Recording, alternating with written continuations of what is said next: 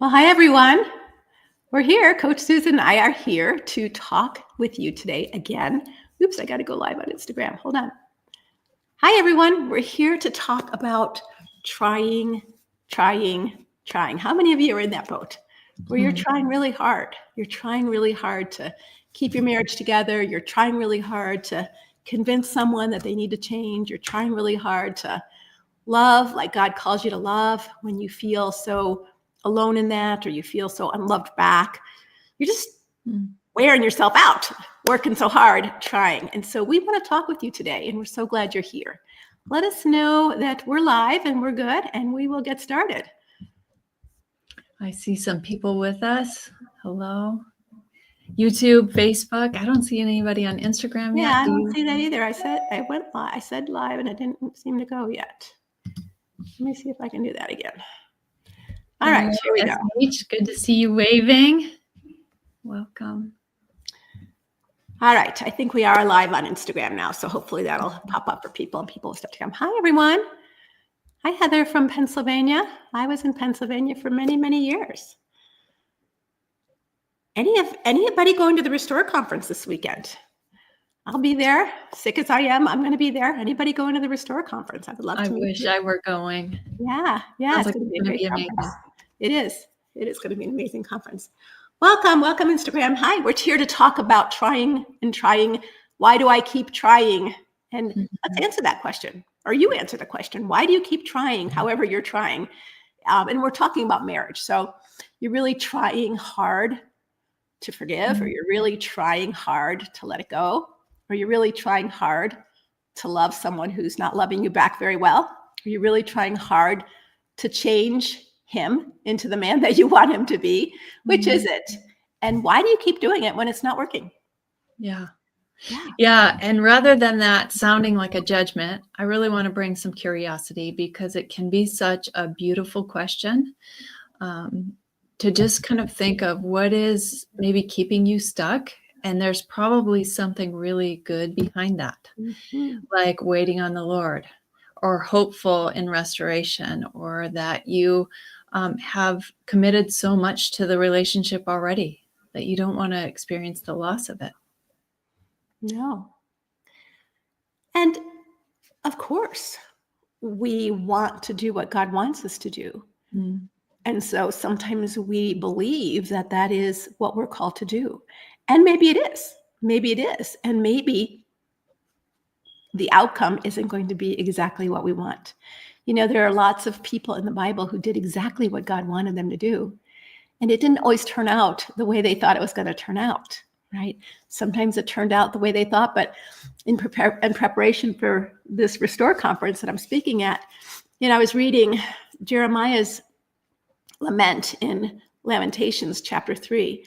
And, Jeremiah was a good man. He was an honorable man, and people did him bad. And he just kind of got a little angry at God and was very disappointed with him in Lamentations chapter 3. And sometimes when we're not seeing the outcome, we're doing everything as a faithful person. We're trying so hard to honor God with our lives.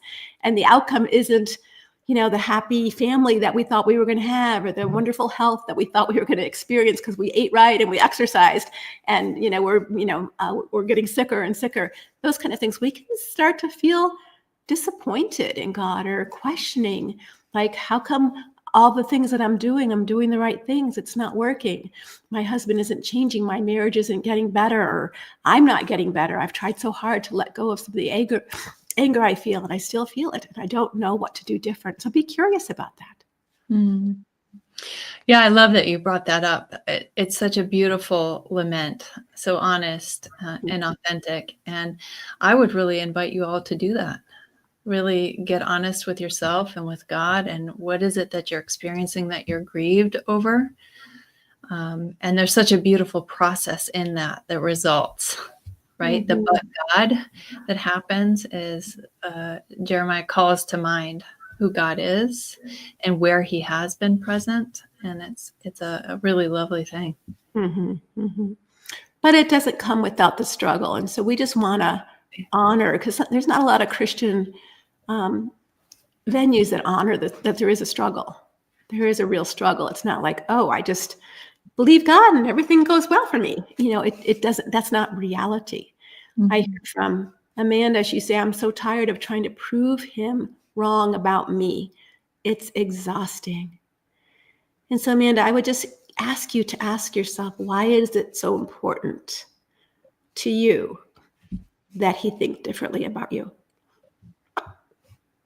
Mhm. Why is it so important to you that he think differently about you? Yeah. Because that's important. Yeah, I can almost imagine what that might be like when you're with somebody that you love. You want to be known. You want to know them and you want to be known. And if they're misunderstanding you, Mhm. there's a longing there to connect and get Mhm. the story straight. And there's a beautiful purpose in that. But what happens when it doesn't work? Again and again, right? If you're frustrating yourself, trying and trying and trying, what then? That's kind of Mhm. why we're here today, to start talking about that. Amanda, I think a shift for you might be helpful here, and for you to really get grounded in knowing who you are. That he may not know who you are. And I think that was true of Jesus too. I mean, Jesus knew who he was. I'm the Son of God. I know who I am. But not everybody believed that about him. Not everybody saw him that way. Some people did, but a lot of people didn't. Some people saw him as demon possessed. Some people saw him as crazy. And he didn't spend endless amount of energy trying to convince them different. He just lived his life as he was, who he was. And he accepted the reality that you can't change other people's minds. You can certainly have a conversation about it with them. And it sounds like you've tried really hard to do that with your husband. Mhm. And another curious question about that, even for Amanda, would be why do you think he's so invested in keeping the same version of you in his mind? Mhm. What payoff does he get for that? Yeah, that is a great question as well. Yeah, what keeps him digging in his heels about Mhm. who he believes you to be? Yeah. Mhm. Nichelle says, hard to know when it's time to give up or detach. Mm-hmm. It is Yeah, hard. it is hard to know. Mhm. It is And I hard. think we can look at, really the costs that begin to happen, the exhaustion you may be experiencing, perhaps physical symptoms that might come up, a change in how you function in the world, right? If you stop showing up like yourself, you begin to isolate, or you have a hard time getting out of bed, or you're uh, doing some sort of overing behaviors, overeating, over shopping, right? Those might be keys to let you know something needs to change. Mm. Yeah. Somebody's giving me some medical advice. Thank you, Tamara. Wish I had time. If my staff can capture that little caption, Jessica or Nancy, if you could capture that for me, I can read it later. That will help me. Yeah, I've had this over since December, off and on. So it's just not going away. This bronchitis. I had it started with pneumonia in October and then went to bronchitis, and it's back. It's back again. So it's just been one thing after another with that. But we'll get it. We'll get it. But yes, so I think we really want to help encourage you. Where do you shift then when you're just done? When you're done trying, you're discouraged, you're tired. What do you shift to? Because it's easy, at least in my mind, to shift to anger. Like when I've been trying to accomplish something and it's not working and it's not working and it's not working, it's easy to shift to anger. It's easy to shift to discouragement. It's easy to shift to hopelessness. Mm. And so what might be different if we didn't shift to those three negatives, but we shifted to trying something different, right? Just trying something different. We're triers, we're workers. We want to succeed. We want to do something, but what we're doing isn't working, right? We all are agreeing that whatever efforts you're making and doing something in your relationship isn't working. And so instead of just giving up in defeat and discouragement and pity party or anger or despair or divorce or whatever, what if you shifted gears? What if you began to try doing something different? Mm. Does that pique your curiosity? What might you try to do different? Susan, when you were trying really hard to save your marriage and you began to try to do something different, because the very definition of insanity is doing the same thing and expecting and getting the same results, but trying to get different results. Mm-hmm. And so when we keep doing the same thing and we're getting the same results and we keep thinking something will change and nothing changes, time to start doing something different, but not giving up. So what did you do different? What did you do different? I think my focus shifted from the problems that I was seeing in the other person. I think there were a lot of markers, some things that I was hanging on to. If only these things would change, things would get better. And so putting all my effort into changing those things that I really didn't have control over. And I think the shift for me is looking at what do I have control over? Mm-hmm. Mm-hmm. And I was noticing that I was becoming somebody I didn't want to become, that I was feeling more anxious, more depressed than I had originally. And so really looking at myself, what limits are being crossed with me and how can I have better boundaries? What might be God be teaching me about myself rather than focusing on the other person, of what growth opportunities do I have for myself in this struggle? And it was a struggle for a long time. And so that was, I think, a really big shift, is really turning to God and relying on God with my own growth. Not in how can he reveal the need for growth in somebody else, or, how can I partner with the Holy Spirit to make things clear for somebody else who needs to change, but just really looking at myself. Okay. Yeah. And we're going to be doing a webinar. I'm going to be doing a webinar next Thursday. How many of you have ever attended my webinars before? If you have, they are chock full of valuable information. It is not a sales pitch. Of course, we will invite you to continue working with one of our coaches at the end if you want to continue your work. But the information you're going to get for 60 minutes is gold. It's gold. It's worth a year's of counseling. And so please sign up for our workshop. Susan, are you able to put that, or staff, can you put the banner up there? But in the workshop, we're going to use this prayer, the serenity prayer. God, grant me the serenity to accept the things I cannot change, the wisdom to know the things I can change. How does that go now? I didn't even prepare for that, so I wasn't thinking about it. Can you remember it, Susan? I just said it wrong. Yeah, my mind is going blank too. But basically what I said, focus on the things I can change. Yeah. So here's what we're going to talk about in the workshop. And we want you to understand this, because when we try to change something out here, and let's make it real simple. Okay. Let's make it real simple. Let's say you're stuck in a traffic jam and you're trying really hard to get around this traffic jam, but you can't. And you keep trying and you keep trying and you keep trying and honking your horn and trying to find a new GPS way out of this and trying to find the exit that you can get off at, and you can't get out of the traffic jam. You've got to go to the bathroom and you're all upset and you're worked up and it's not working. Whatever you're trying to do here to get out of this traffic jam isn't working. The best thing that you can do in that moment is to focus on the internal. And so trying hard to calm myself down, trying hard to accept I can't change the traffic jam. I have no power to change this right now. But I do have choices about how I'm going to be in the traffic jam. Am I going to be a crazy lady who's honking my horn, screaming out the window, peeing my pants? Or am I going to start doing some deep breathing? Am I going to put on a good audiobook and calm myself down, or give a friend a call and talk to them? What am I going to do to take care of me? Because I can't change this. What difference would that make if you tried harder here, instead of banging your head against the window trying to change the traffic over and over and over again? And you can see it's not working. That's not in your domain to change. But you do have power to change something in here, in how you're handling yourself, how you're taking care of yourself. What do you need right now? What will help you right now? How can you manage yourself in this situation better so that you don't fall apart?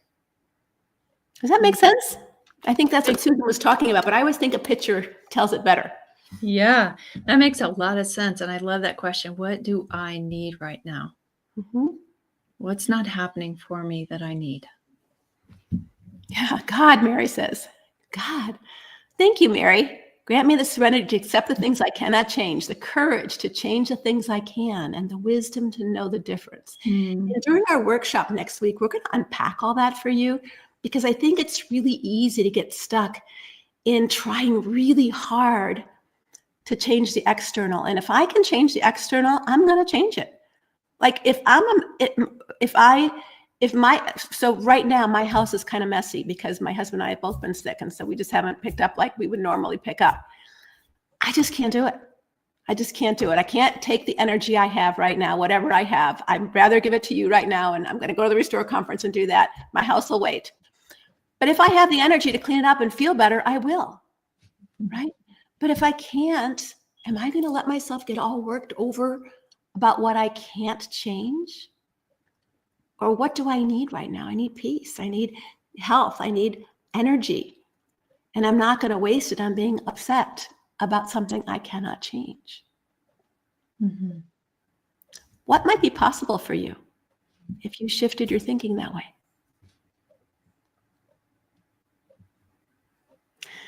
Becky says, sometimes we have to do it. I'm not sure do what, but no matter how scared we are, if you're experiencing verbal, emotional, or physical abuse, it's never okay. You're right. Have a plan in place. Leave well. Lead the life that Christ wants us to live. As hard as it is, you can leave well without behaving in a manner unworthy of who you are. Absolutely, but it takes some practice to learn how to do that. Mm-hmm. And sometimes you don't have any practice to learn how to do. You just run out of the house. And if you have the need to do that, do that. But for many people living here, it's not quite in that place right now. And there's lots of things that we keep banging our head against the wall trying to change that aren't changing. How can we shift gears? How many of you have tried to change your kid and make them be the kind of kid you want them to be, whether they're 2 or they're 22 or 32? Yeah. And you're telling them stuff and you're sending them notes and you're leaving them books and they're not changing. And so how do you handle yourself in that midst?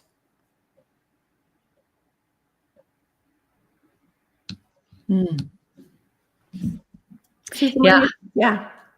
I was just reading the comment, how do we accept any big thing, loss of a job, end of a marriage?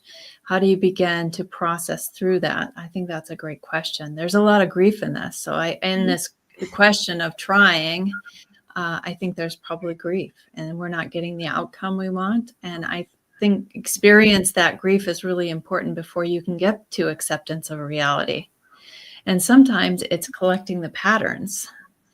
And that takes a while. And that's why I say, let's get curious and be really kind and compassionate with yourself about this, because sometimes it does take a while.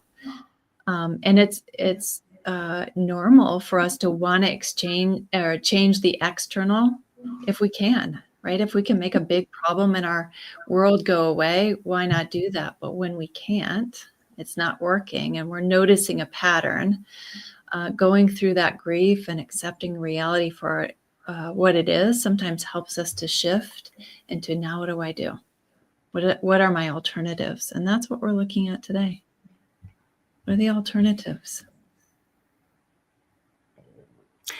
And is it possible that there might be a hidden gift in shifting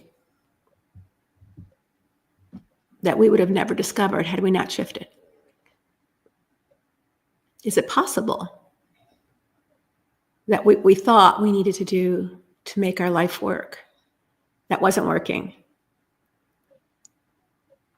might actually work better in a different direction if we took some time, if we stopped trying to change another person or trying to change a situation that is not possible for us to change, and instead worked on our own growth and our own health and our own well-being, not in a self-centered way. I think sometimes when people hear this, especially Christian women, we kind of feel that that's not allowed. We're not allowed to think that way because that's very selfish. And it's not selfish. I'm not telling you to take all the family resources and go to a spa weekend and spend it. That's not what we're talking about. We're talking about self-stewardship. And I think over my 50 years of counseling women, I think that women are not real great stewards of themselves. They're very giving of other people. They're very good caregivers, caretakers, self-sacrificers. They're giving and trying and working hard to make other people's life work, your kids, your husband, whatever you need to do to help them.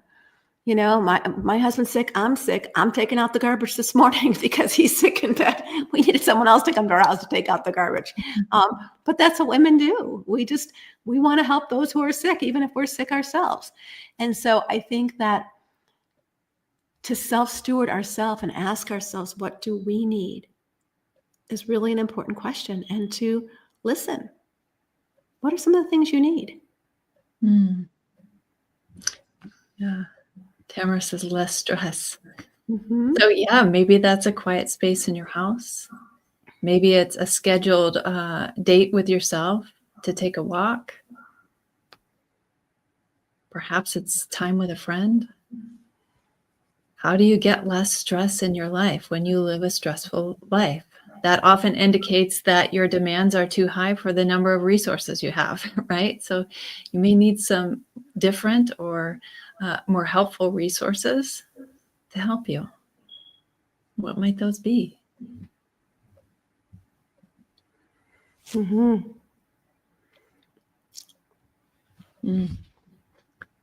Yeah, Paula's saying this is so important and helpful. But I think it's for women, like I did an exercise for myself this year that I'd never done before. I mean, I'm getting old and I'd never, ever done this. I'm a counselor, I'm a coach, I'm an author. I have never asked myself this question. I've asked myself, what do I need? I've asked myself, what do I want? I've asked myself, what are my goals? I've asked myself, what I'm going to do today? All those questions. But I've never asked myself this question. And I've said it before, so maybe you've heard me say this because I've just done this in the last 2 months. I've asked myself this question. And so I'm going to ask you to ask yourself this question. How do I want to feel? And that was kind of like like, how do I want to feel in my day? Like, what feeling do I want to have in my life? Like, I know, I like beauty, but that's not a feeling. That's a value or virtue or, things I like to see. But how do I want to feel? And when I named certain things, like I want to feel peaceful. I want to feel peaceful. Well, then being too busy makes me feel a little nutty, right? Because it's hard to multitask. It's hard to get everything done. And so I start to feel cranky and stressed. I don't want to feel that feeling anymore. So just naming, I want to feel peaceful. And how will I know I'm not feeling peaceful? I'll be impatient. I'll be cranky. I'll be stressed. So what do I need to do to avoid those situations as best as I can, right? I want to feel creative, right? I don't often feel creative. I sort of feel like a workhorse at times. I don't feel like a creative person where I have time to be creative. Well, what do I need to do that? So that was just and I picked 5 feelings that I wanted to feel in my life more. And I'm going to be intentional about creating situations and avoiding situations where I feel those feelings. So today, for example, I'm driving to the Restore conference this afternoon instead of tonight because of traffic. I don't want to feel stressed driving in traffic. So I think we can make decisions sometimes based on how I want to feel, not in a selfish, I want to feel like amazing all the time, but what specific feelings help you feel grounded, help you feel whole, help you feel yourself? And I think those might be helpful questions to ask yourself, and will be different. And it might be different next year than it is this year. Mm-hmm. Yeah, that's such a beautiful question. I hope you're all reflecting on that. Maybe you're coming up with your 5 feelings right now. For many of you in this community, what I hear most of the time is, I want to feel connected or known or heard. And that can be challenging if the one person you're going to is not offering those things to you. And that may be where you're trying, right? Is if I could just get him to know me, hear me, understand me, then I could feel the way I want to feel. But what if he can't or won't? Then what? Do you just forego feeling what you want to feel? Do you give up in despair? Do you keep getting angry or anxious or resentful? Yeah, and that's why I love doing these free Facebook Lives where you have a little bit of a community where you can see you're not alone, that you can see and someone sees you. I see you. I see you. I hear you. That I value you. I appreciate your comment. Mm. I think that we all want to feel seen and heard and known. And if we're not that by our spouse, it doesn't mean we need another man to do that, because then maybe we'd feel guilty about that. But we can develop close women friendships, and should. And so many of us isolate ourselves, are just so darn busy. We don't take time to connect with other women who can really get to know us. And perhaps we need to find women who are more curious and accepting than critical and judgmental. Sometimes women can be that way. And so we're afraid to, open up our heart and reveal our true self because we're afraid someone's not going to like that. And they might not. Not everybody likes everybody. But to be among women who accept, love, and value you for who you are, and give you the freedom to be more of who you are, not who you are supposed to be in their eyes. Mm-hmm. So those are the things that you can do to shift from trying harder to change or fix someone else to really trying harder to be the person that you're most proud of. Maybe even the people around you might not like that person because you might be having better boundaries. You might be saying no more. You might not be as sacrificial as you have been in the past.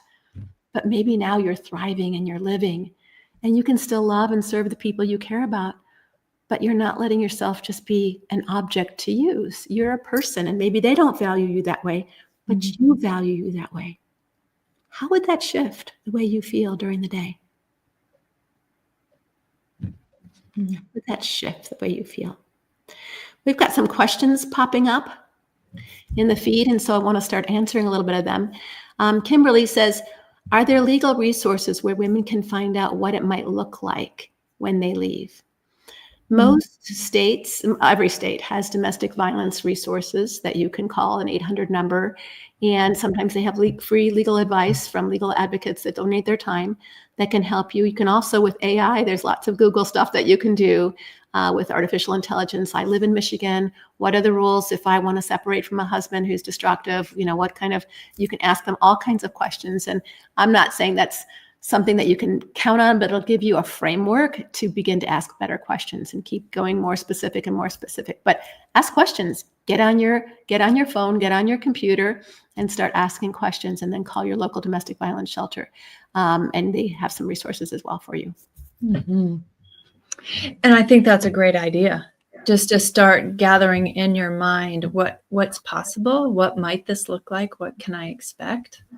I think that can be really helpful in shifting you from a stuck place. Small steps forward can get you unstuck.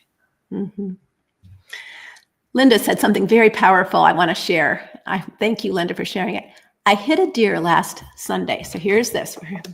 I hit a deer last Sunday. When I realized that I can't change it, I looked for finding the blessings in it. It changed my thinking, and it also changed her feelings. God was at my side through this. My airbag didn't go off. I didn't get hurt. My car is going to get fixed. I can do all things through Christ who strengthens me.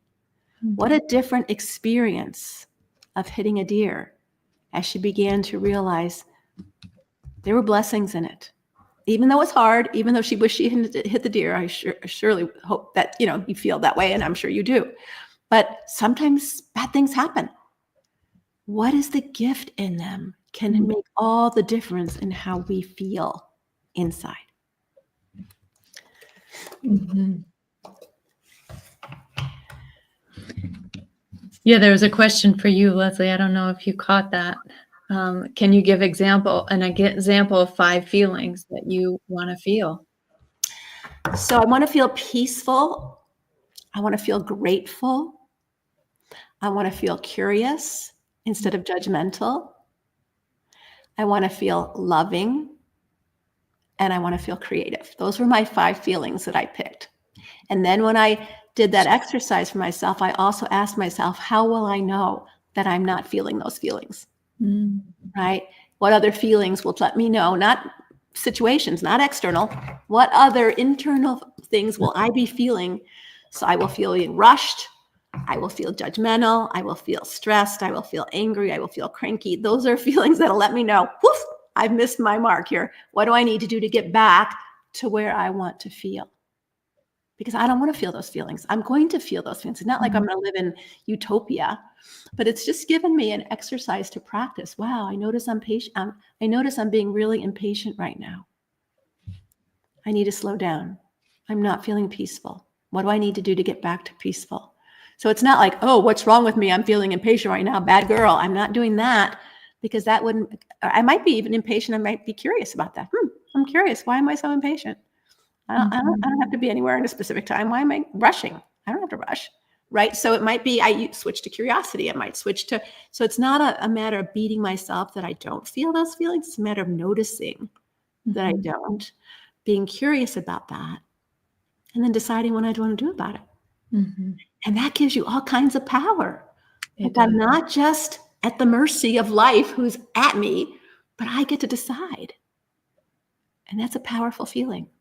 And really noticing the things that help you feel what you want to feel helps you to know yourself and gives you direction. What things do you need more of in your life?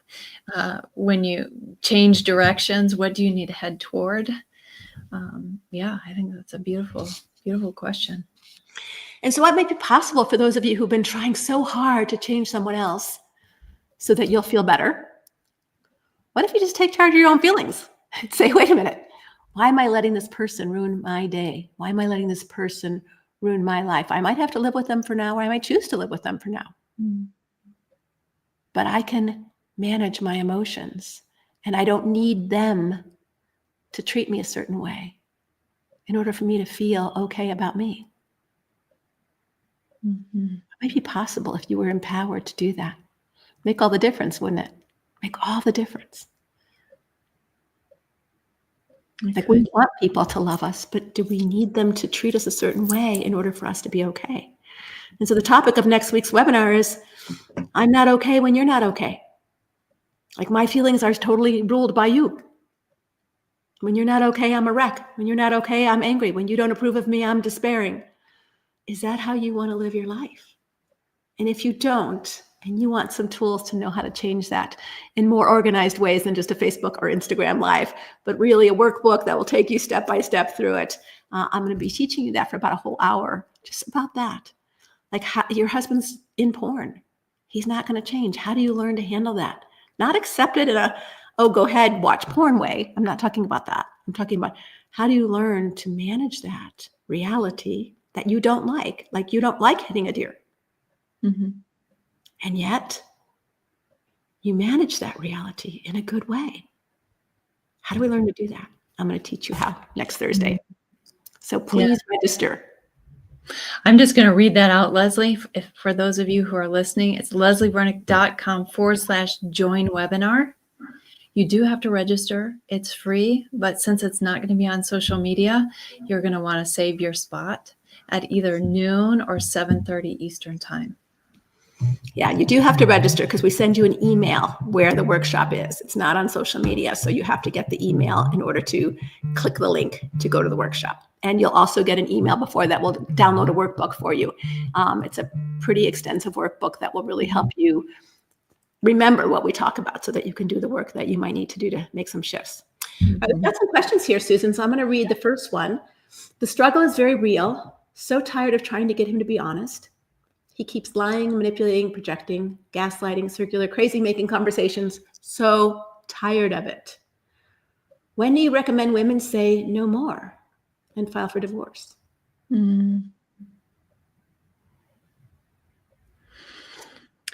Those are really tiresome behaviors. And the filing for divorce is such a personal thing. I don't feel like I can speak into that. But what I can speak into is the saying no more. So you can say no more in smaller ways than filing for a divorce, and you can do that right away. So your boundaries help you say no more. Your attitude helps you say no more. Not accepting the manipulation is saying no more to it.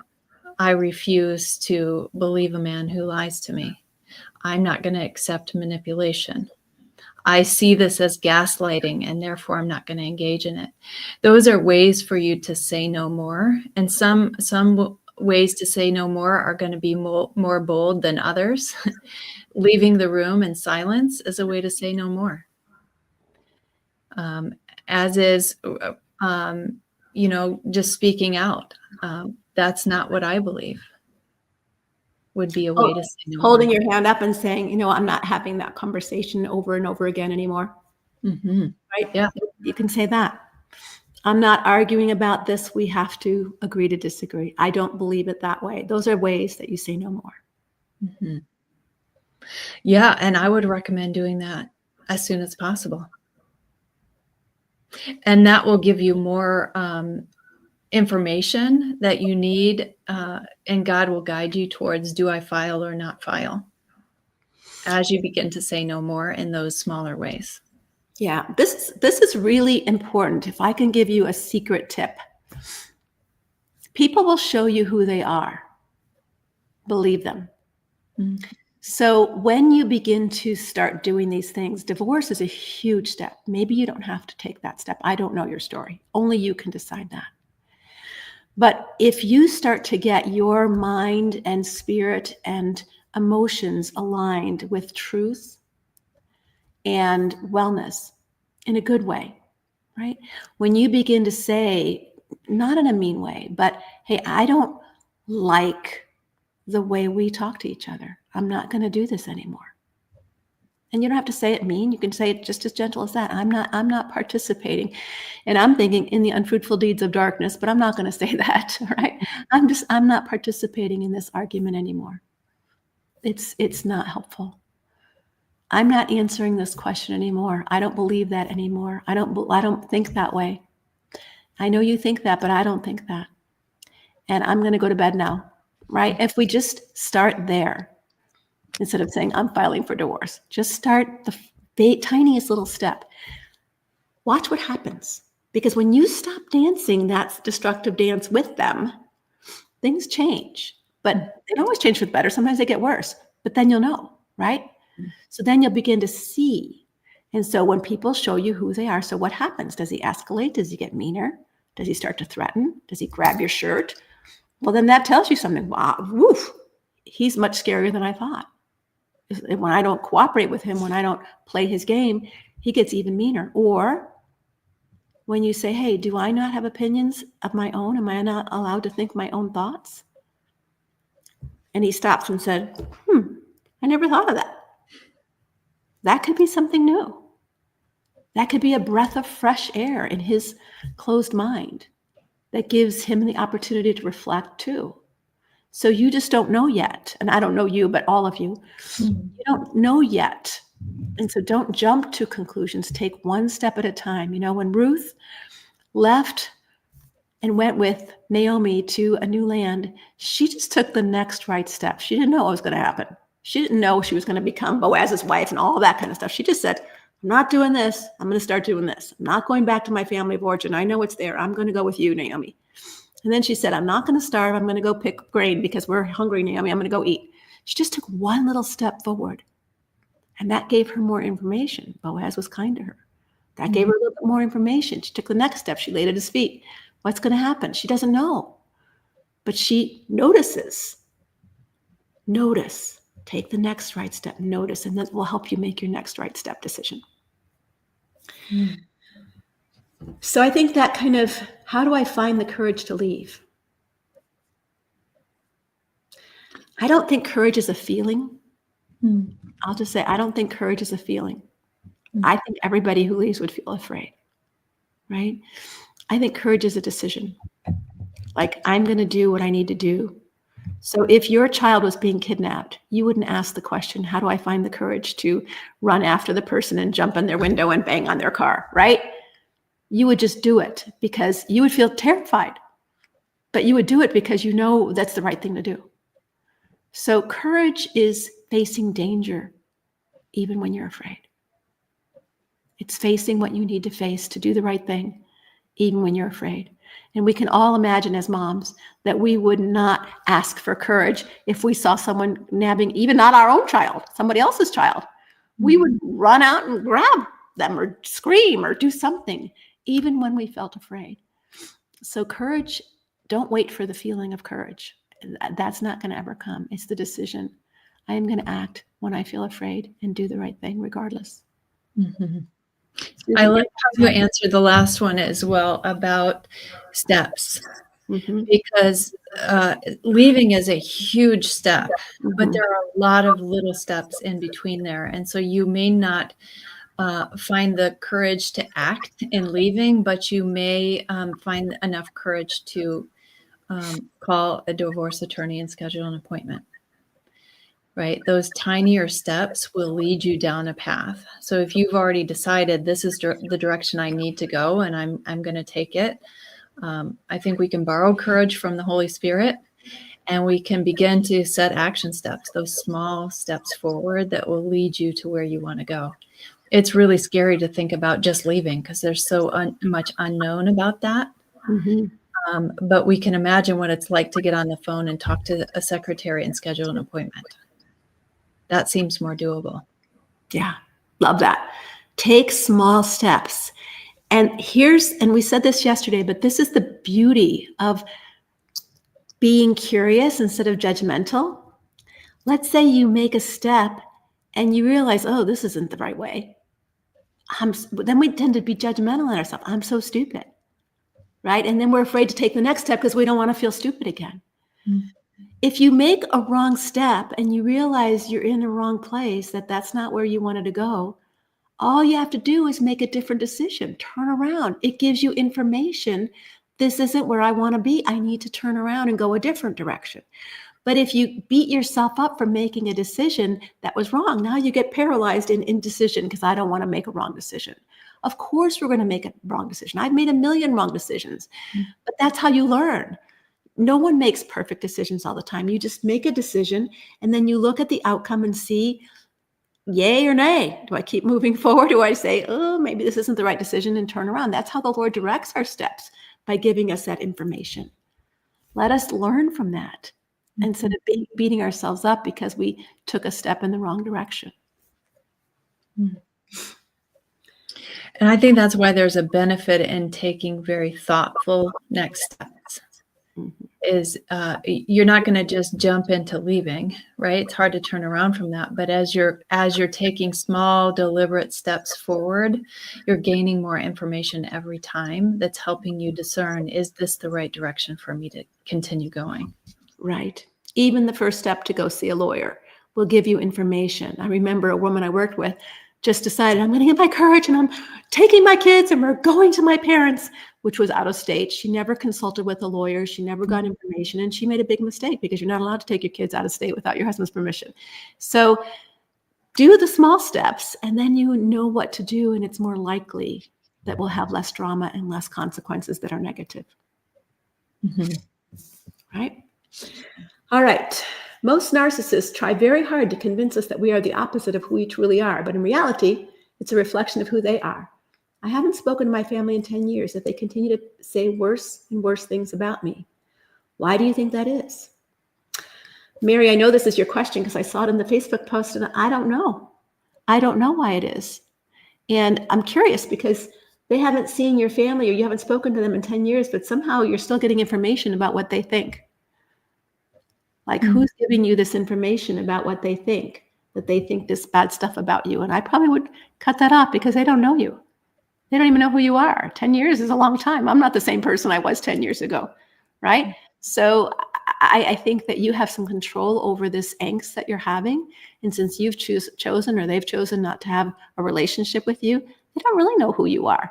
And so they're going to think whatever they're going to think, just like people thought whatever they thought about Jesus. They thought he was demon possessed. That didn't make it true. This is so important, ladies. Just because someone thinks something about you doesn't make it true. God tells you who you are. And you decide who you are, not someone else. I think these why questions can keep us stuck. When we're asking why questions of another person, we can spin and spiral and come up with all kinds of reasons that we don't know are true or not. And it doesn't keep us moving forward. I think it's much more helpful to ask a what question of yourself. What do I want to do with what I know? So that helps you take a direction for yourself, like cutting off the contact.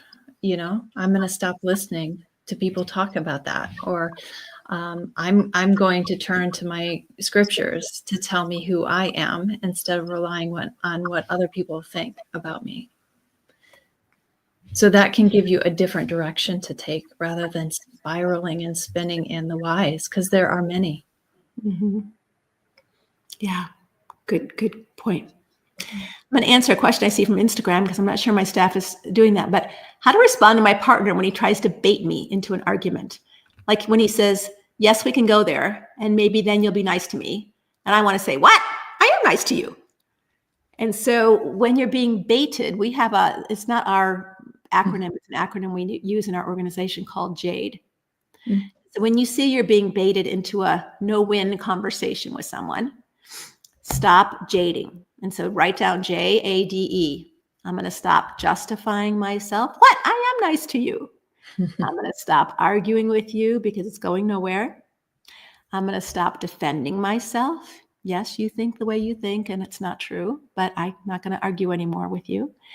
And I'm going to stop explaining myself, because what happens is people will bait you to get into this circular crazy making dance. And then you'll try to explain like normal people. No, this isn't what happened.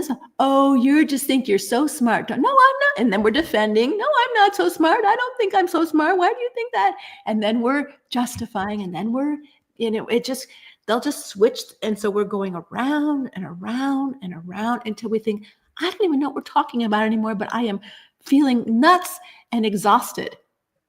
So just remember that acronym, JADE. When you find yourself sucked into the crazy dance, just stop. I'm not justifying anything.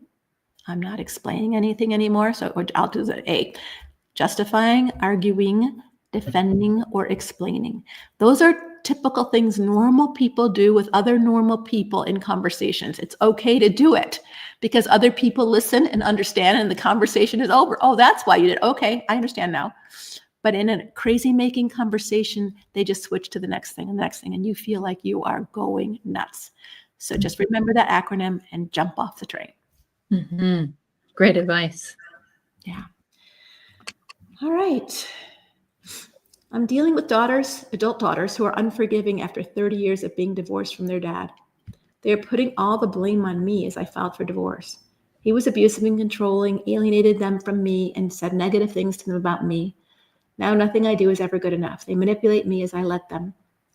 I just need a better place, setting boundaries, not feeling guilty, and learning to deal with their expectations of me. Any thoughts, Susan? Well, it's interesting that you say they manipulate me as I let them. Are you letting them? And why might you be letting them manipulate you? Is that to maintain some semblance of relationship with them? Are they hanging something over your head? And so, yes, you're talking about boundaries. That may be your next step, is to not allow manipulation, but to begin to set boundaries, knowing your limits of what you can and can't do, who you are and who you're not. Yeah, you're not real specific in the questions, so it's hard for us to give you concrete advice, but let's practice, Susan, doing a role play of a dialogue. So I will be the demanding daughter, and I will try to manipulate you, and you show our audience how you might have a boundary, okay? Okay. So Mom, I need $10,000 for a cosign on the loan because you know that we're starting this business and we're short cash. And, you were such a rotten mother to begin with. And this is the least that you can do to help our family now. And you owe this to us now. Wow. I can hear it's really important to you to have this money. You took Dad's money. It was really our money, but you took Dad's money in that divorce. Dad told us all about it. And I think that's the least you can do. I can really hear what you're wanting from me, and I'm not able to give that. I would love to support you through what you're going through. I'm happy to talk to you about it, and we can work together to come up with ideas. I'm But not working together with you. If you don't do this for me, you're never going to see our grandkids again. I'm so sad to hear you say that, because I really want to be in relationship to you and your kids, and I hope it doesn't come to that. I just don't have $10,000 to give you. I know you have $10,000. Dad told me he gave you, $200,000 in divorce settlement. I know you have a bank account full of money.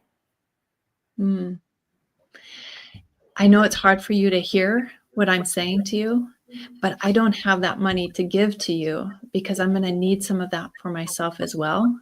But I'm willing to help you come up with other ideas to get your problem solved.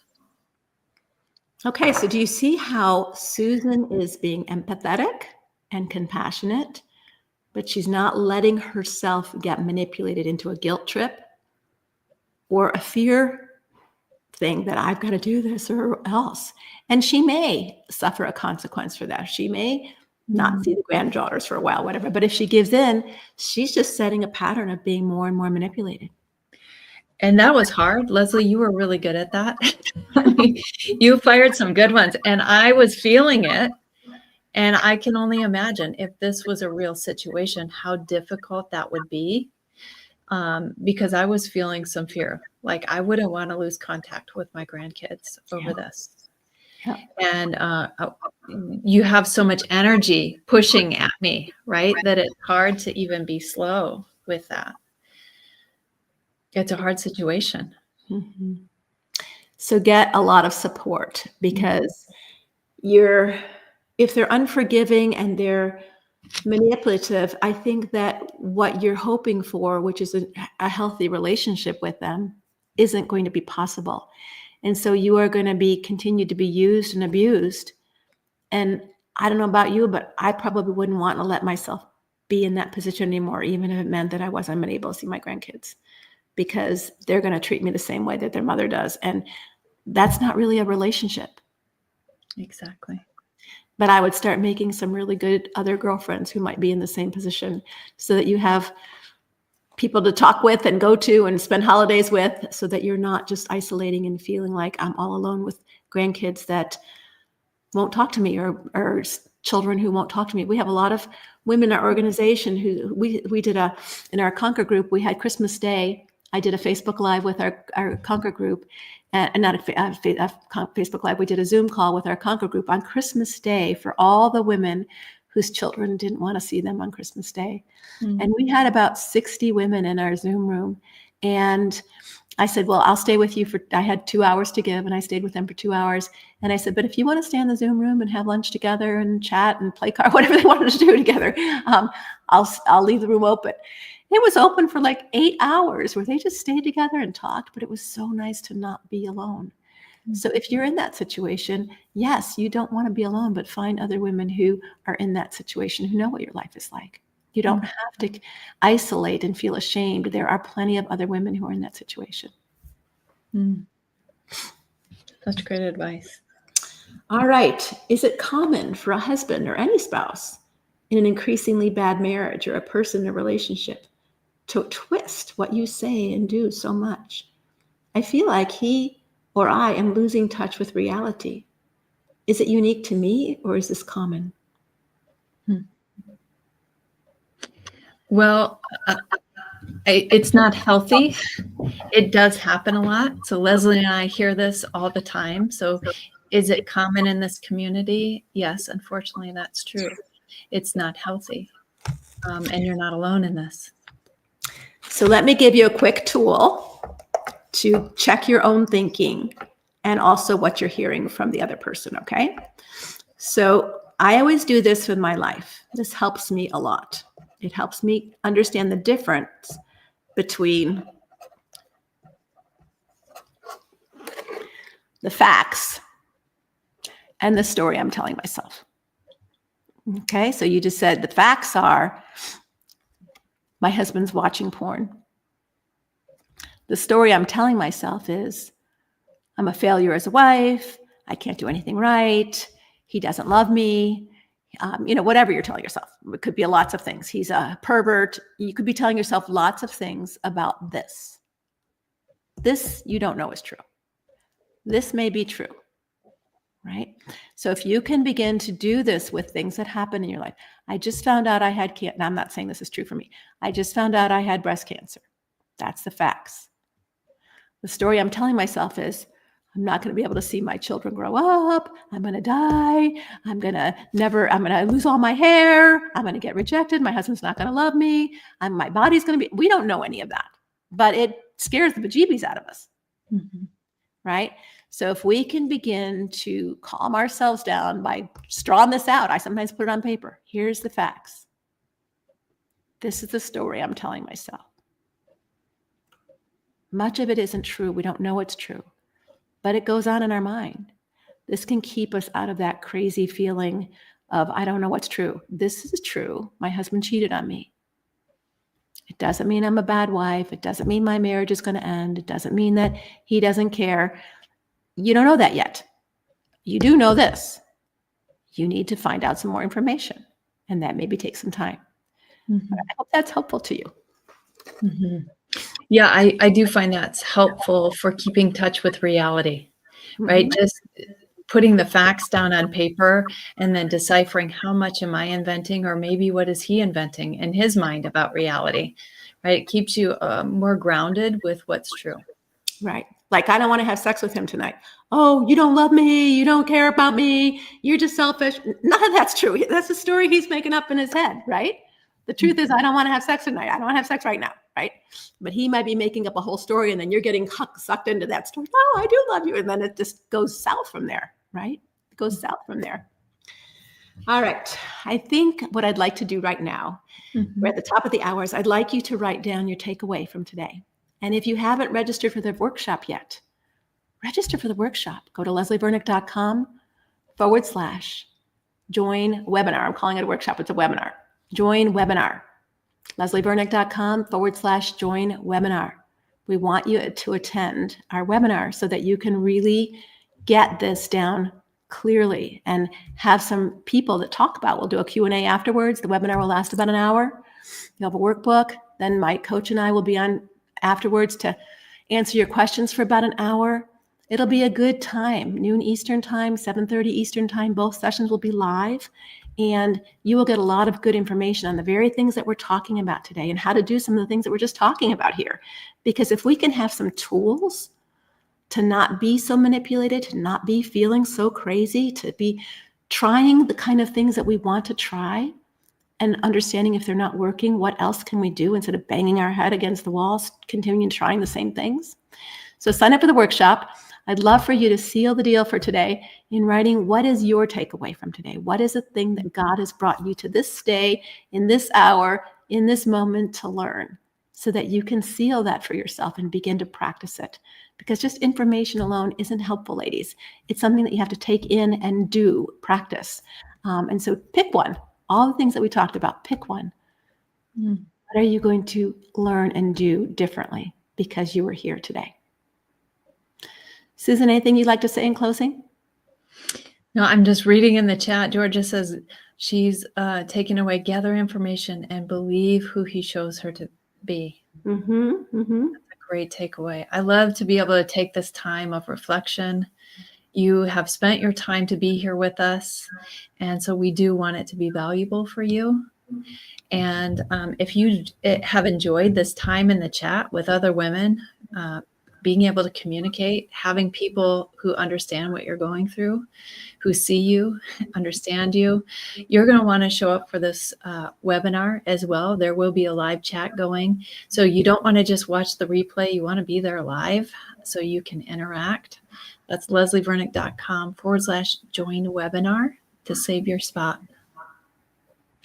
And I don't know, I don't see in my tracker that we're doing any Facebook Lives over the weekend or on Thursday and Friday. Like I said, I'm going to be at the Restore Conference, but we will be back on Monday on February 10th on evening, 7:30 Eastern time. And I'm going to be doing a workshop, a Facebook Live on what does the Bible say about emotional abuse? What does the Bible actually say about emotional abuse and what to do about it? Our pastor just gave a sermon, and every time he talks about abuse, he says, and if you're being physically abused, and I just wrote him a long letter, said, hey, why do you limit abuse to just physical abuse? There's emotional abuse as well. I haven't heard back from him yet, but I'm going to talk Monday on what is emotional abuse and what does the Bible have to say about it. So if that's you and you're curious about that, show up on Monday at 7:30 p.m. Eastern time, and we'll talk about it. All right. Thanks, Susan. Thank you, Leslie. I hope you feel better. Me too. See you here on Monday. Thanks, ladies. Thanks for joining Instagram. Thanks for joining Facebook.